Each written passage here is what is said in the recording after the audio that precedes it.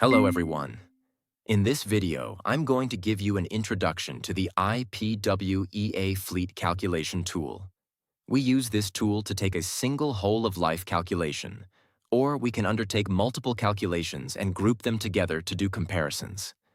We can also establish higher rates or recharge rates as well as undertake best value analysis. What you're looking at now is the landing page, and this is where you'll come to when you first log on to the system.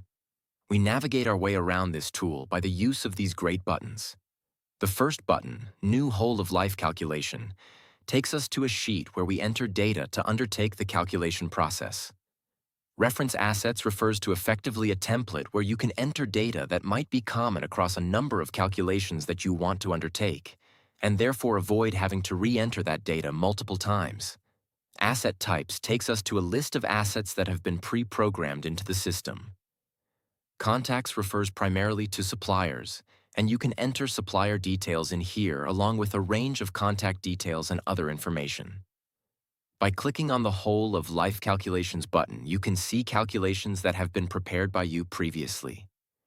And we use the Project button to create a project, and we do that when we want to be able to relate a number of calculations so that we can do a comparison across the whole of life costs, but also undertake best value analysis and generate a report accordingly.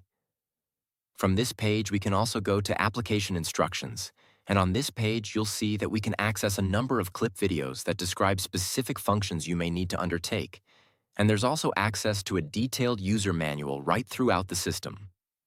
Whenever you want to go back to that landing page, we do so by clicking on the home icon. We also have our account details, and here we can change our password and log out.